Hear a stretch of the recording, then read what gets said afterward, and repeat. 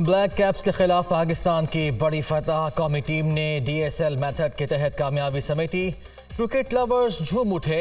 बेंगलुरु के मैदान में मंडलाते बादलों तले फखर जमान के छक्कों की बरसात ने कीवी बॉलर्स को घुमा के रख दिया।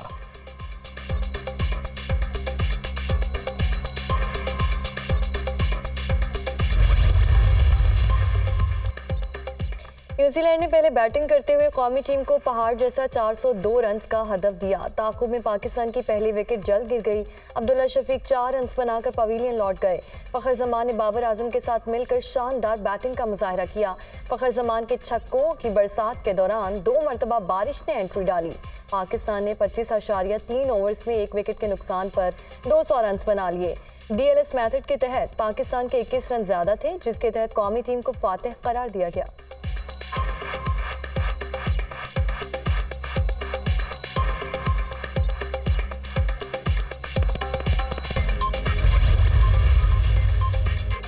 कप्तान बाबर आजम की फखर जमान को अच्छी इनिंग्स खेलने पर मुबारकबाद। फखर जमान ने जब भी ऐसी इनिंग्स खेली हम मैच जीते।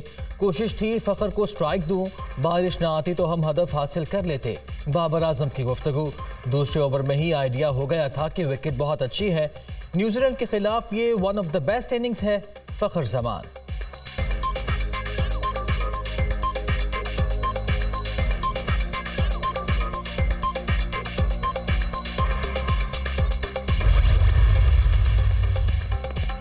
पाकिस्तानी टीम के सेमीफाइनल में जाने की उम्मीदें बरकरार। ग्रीन शर्ट्स ने न्यूजीलैंड को शिकस्त देकर इवेंट में चौथी कामयाबी अपने नाम की। 8 पॉइंट्स के साथ पॉइंट्स टेबल पर 5वीं पोजीशन पर। अगला मैच 11 नवंबर को दिफाई चैंपियन इंग्लैंड के साथ शेड्यूल। पाकिस्तान को अच्छे रन रेट से जीतना होगा।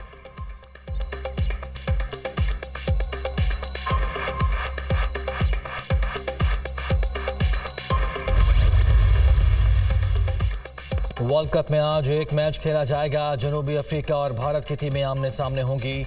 भारत 7 मैचेस खेलकर नाकाबिल शिकस्त। जनूबी अफ्रीका ने 7 मैचेस में से 6 जीते।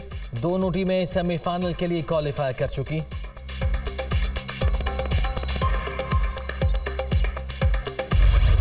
इसराइल के निहत्ते फलस्तीनियों पर बर्बरियत। अस्पतालों, पनाहगुज़ीन कैंपों पर बमबारी। सहूनी फोर्सेस ने यूनिवर्सिटी और स्कूलों पर भी बम बरसा दिए। मजीद 250 फलस्तीनी शहीद, सैकड़ों जख्मी। हमलों में अब तक 3,900 से ज्यादा बच्चे, 2,000 से ज्यादा खवातीन शहीद। शोहदा की मजमूई तादाद 9,500 से बढ़ गई। 32,000 से ज्यादा जख्मी। अल-क़स्साम ब्रिगेड का इसराइल पर जवाबी वार। टैंकों को तबाह करने की वीडियो जारी। रॉकेट लॉन्चर्स से निशाना बनाया गया। जंगजुओं ने अल-शती कैंप के करीब सहूनी फोर्सेस के टैंकों को मलियामेट किया।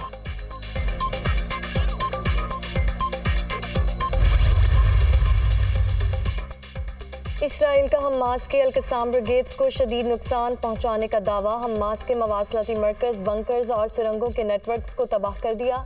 इसराइली फोर्स हमास के चीफ को तलाश करके ख़त्म कर देगी। इसराइली वज़ीर दिफा की धमकी।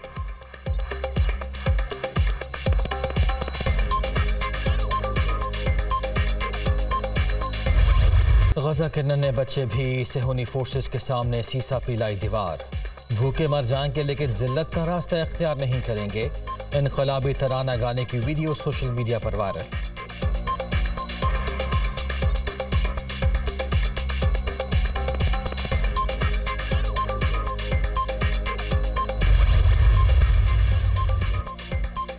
अमेरिका की फिर गजा पर इसराइली जारहियत की हिमायत। वाशिंगटन ने जंगबंदी के मुतालबे को मुस्तरद कर दिया। जंगबंदी से हमास को मुनज़्ज़म होकर दोबारा हमला करने का मौका मिल जाएगा। तनाज़ुर ख़त्म करना चाहते हैं।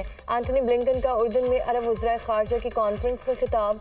उर्दन और मिस्र के वज़राए ख़ारजा की इसराइली मज़ालिम की शदीद मज़म्मत। इसराइल को जंगी जुराइम का मुर्तकब करार दे दिया।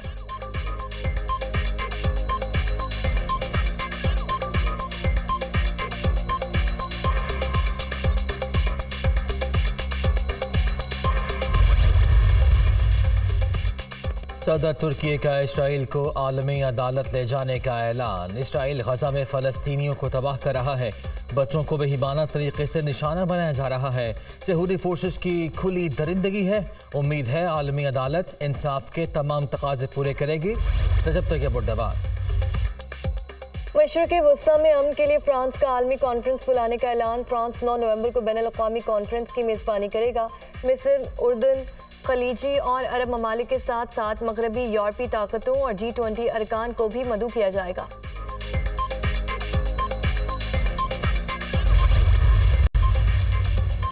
दुनिया इसराइली मज़ालिम के खिलाफ हम आवाज़। अमरीकी दारुल हुकूमत वाशिंगटन में फ़लस्तीन के हक़ में तारीख का सबसे बड़ा मार्च। मुख्तलिफ मज़ाहब से ताल्लुक़ रखने वाले अफराद की मज़लूम फ़लस्तीनियों के हक़ में नारेबाजी। लंदन में भी एहतजाज मुज़ाहिरा, 1 लाख अफराद की शिरकत। फ़लस्तीनियों के हक़ में नारेबाजी, बैनुल-अक़वामी बरादरी से फौरी जंगबंदी का मुतालबा। सिंध के 16 अजला में भी ज़िमनी बल्दियाती इंतखाबात के लिए पोलिंग। 25 यूनियन काउंसिल्स में 116 उम्मीदवार आमने सामने। सूबा भर में 182 पोलिंग स्टेशंस कायम। कराची में 3 यूनियन काउंसिल्स, 2 वाइस चेयरमैन और 4 वार्ड की नशिस्तों पर ज़िमनी इलेक्शन हो रहा है। इंतखाबी अमल शाम 5 बजे तक बिला तातुल जारी रहेगा।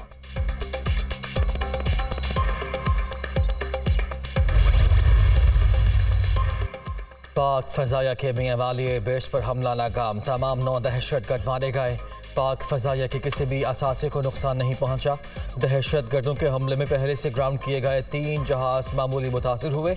पाक फ़ौज हमेशा मुस्तैद रहती है और आम दुश्मनों के खात्मे के लिए पुरआज़म है। ISPR।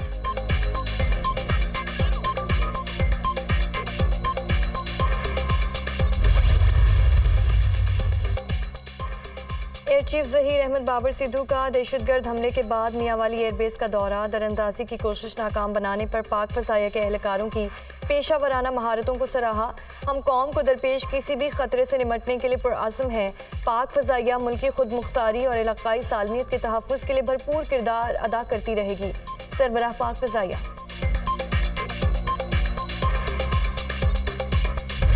पुलवामा मार्के में शहीद 14 जवानों की नमाज जनाजा मुकम्मल फौजी एजाज़ के साथ अदा कर दी गई। आला फौजी हुक्काम की शिरकत। आबाई इलाकों में तदफीन भी कर दी गई।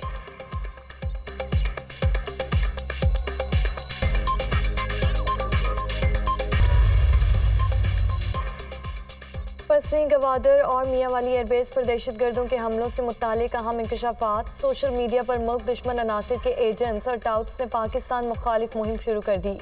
3 नवंबर की रात भारतीय एजेंसी रॉ से जुड़े एक्स अकाउंट्स फ्रंटल फोर्स, बाबा बनारस और दीगर ने मियांवाली हमले का इशारा दिया।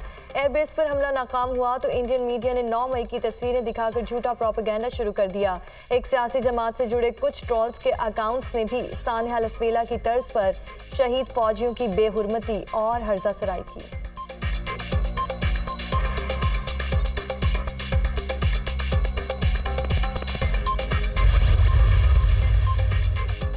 इंतखाबात की मुकर्ररा तारीख 8 फरवरी पर तमाम फरीक़ैन मुत्तफ़िक़ हैं।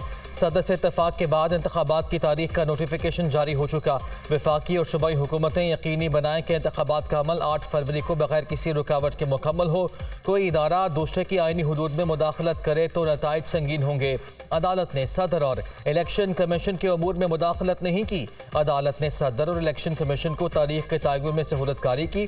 सदर का 3 अप्रैल को असम्बली तहलील करने का फैसला गैर आइनी था। सुप्रीम कोर्ट ने इंतखाबात केस का 10 सफ़हात पर मुश्तमिल तहरीरी फैसला जारी कर दिया।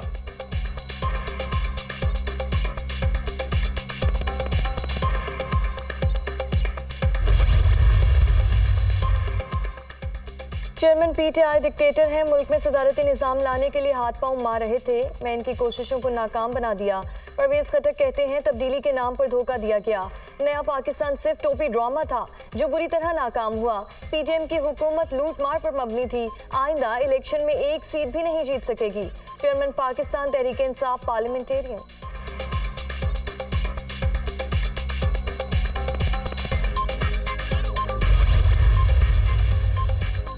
गैर कानूनी अफगान बाशिंदों का वतन वापसी का सिलसिला जारी। 4 नवंबर को 7,135 अफगान बाशिंदे वतन वापस रवाना हुए। हुकूमत पाकिस्तान अब भी रज़ाकाराना तौर पर वापस जाने वालों को तमाम सहूलियात फराहम कर रही है। वापस जाने वालों में ख़वातीन और बच्चे भी शामिल। गोरखम और चमन बॉर्डर पर ट्रांजिट कैंप कायम। अब तक 1,82,154 गैर कानूनी मुकीम अफराद वतन वापस जा चुके।